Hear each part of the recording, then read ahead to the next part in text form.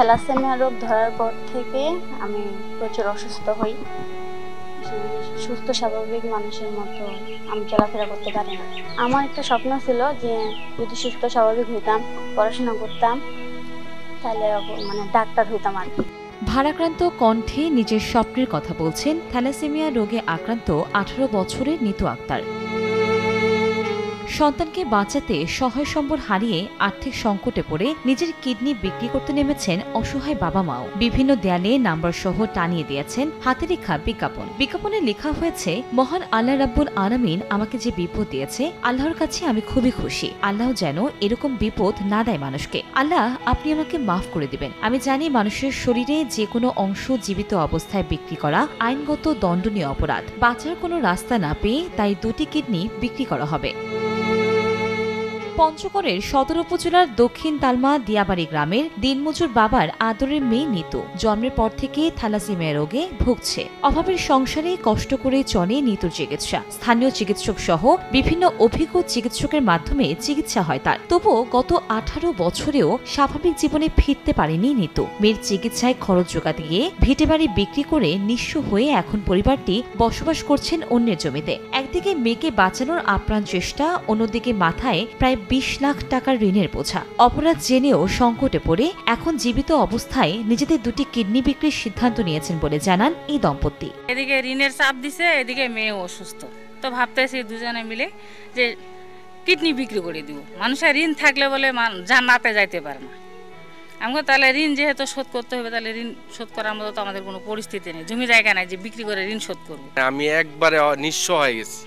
লাস্টে আমি কুলাইতে পারতেছি না, কোনো কিছু কুলাইতে পারতেছি না। লাস্টে আমি দেখতেছি কিছু এমনও কিছুদিন আছে আমাদের ঘরে লেখা আছে যে আমি কতদিন না খাইছিলাম, মানে একবেলা খাইছি, 2 বেলা না খাই আসছিলাম, এমনও পরিস্থিতি আমার গেছে। আমি ঋণ মহাজনে গ্রেপ্তার হয়ে গেছি। রাত দিন 24 ঘন্টা মানুষ বসে থাকে বাসায়, টর্চারিং, এমন টর্চারিং করে মানুষ যে টর্চারিংয়ের ভয়ে যায়, গাছের তলে যায় লুকায় থাকি, মানুষের বাড়ির বাসা যায় লুকায় থাকি, এমন পরিস্থিতি, কষ্ট। তারপরে এরকম করতে করতে স্বামী স্ত্রী দুজনে চেষ্টা করি যে কিডনি বিক্রি করার জন্য। দুজনে পরামর্শ কিডনি বিক্রি করে যেইভাবে মানুষের ঋণ শোধ করবো, আমরা যেইভাবে শোধ করবো, নাহলে আমরা থাকতে পারবো না, আমরা বাঁচতে পারবো না।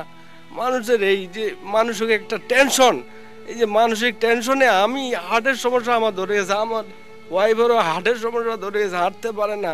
কোনোদিন উনি আমাকে উঠায় দেয়, আমাকে কোনোদিন উনি উঠায় দেয় বিছনা থেকে, এরকম অবস্থা আমাদের। নিতুর স্বপ্ন ছিল ডাক্তার হওয়ার। এর মাঝে স্বপ্ন জয় করার চেষ্টায় পড়ালেখা করেছে 8ম শ্রেণী পর্যন্ত। তবে অসুস্থতায় এখন ঘরবন্দি জীবন কাটছে নিতুর। স্বাভাবিক জীবনে ফেরার ইচ্ছে থাকলেও এখন সবই যেন স্বপ্নের মতো। অসুস্থ হয় এখন ছোট ভাইয়ের মাধ্যমে পূরণ করতে চান নিজের স্বপ্ন। সুস্থ স্বাভাবিক মানুষের মতো আমি চলাফেরা করতে পারি না। আমি বেশি বাইরেও যাই না, কারণ আমি একটুতেই পড়ে গেলে আমার হাত পা ভাঙে যায়। তার জন্য সবসময় বাসায় থাকতে হয়। পড়াশোনাও করতে পারিনি আমি অন্যদের মতন। যদি সুস্থ স্বাভাবিক হইতাম, পড়াশোনা করতাম, তাহলে ডাক্তার হইতাম আর কি, আব্বু আম্মুর পাশে দাঁড়াইতাম। তো সেই স্বপ্নটা তো আর পূরণ হলো না। দেখি ছোট ভাইয়ের দ্বারাই যদি স্বপ্নটা পূরণ করতে পারি। বর্তমানে নিতুকে সুস্থ রাখার চেষ্টায় নিয়মিত রক্ত সংগ্রহ করে দিচ্ছে বেস্ট টিম অফিসিয়াল মানবিক ফাউন্ডেশন নামে একটি স্বেচ্ছাসেবী সংগঠন। অপরদিকে অসহায় হয়ে পড়া পরিবারটিকে সাধ্যমতো সহযোগিতা করলেও সরকার সহ বিত্তবানদের এগিয়ে আসার দাবি স্থানীয়দের। খুবই অসহায়, মনে করেন সারাদিন কোনোদিন না খাওয়া থাকে, আবার আমার থাকলে গিয়ে তো দিতে পারি, আমার তো ওরকম নাই। অনেক ওষুধপাতির দরকার, কামাই নাই, টাকা পয়সা নেই, কিভাবে চলবে? আর মনে করেন যে আমরা টুকিটাকি এমনি গ্রামবাসী হিসেবে আর কি হেল্প করতে পারতাম, আর কি যতটুকু পারি আর কি হেল্প করি। তারপরে আমাদেরও তো সংসার আছে, আমরা আর কত চালাবো। তারপরে মনে করেন যে আমরা অনেক কিছু চেষ্টা করতেছি, যে ব্যয় আবার লোন টোন উঠা চলতেছে, কিন্তু কুলাইতে পারতেছে না, কিস্তি দিতে হচ্ছে। একবারে নিরীহ হয়ে গেছে, এখন চলতে পারতেছে না। আর কিডনি বিক্রি করার জন্য বিজ্ঞাপন দিছে, সেই দেখি আমরা আসলাম। বাংলাদেশ সরকার অথবা যে বিত্তবান মানুষগুলো আছে, এরা যেন আসে ভাইয়ার পাশে দাঁড়ায়, তাহলে হয়তো ভাইয়া একটু খাইতে পারবে, ভালো মতো তার ছেলে মেয়ে চিকিৎসা করাতে পারবে। নবিউল্লাহ জাহানারা দম্পতির 2 সন্তানের মধ্যে বড় নিতু আক্তার। সময় সংবাদ, পঞ্চগড়।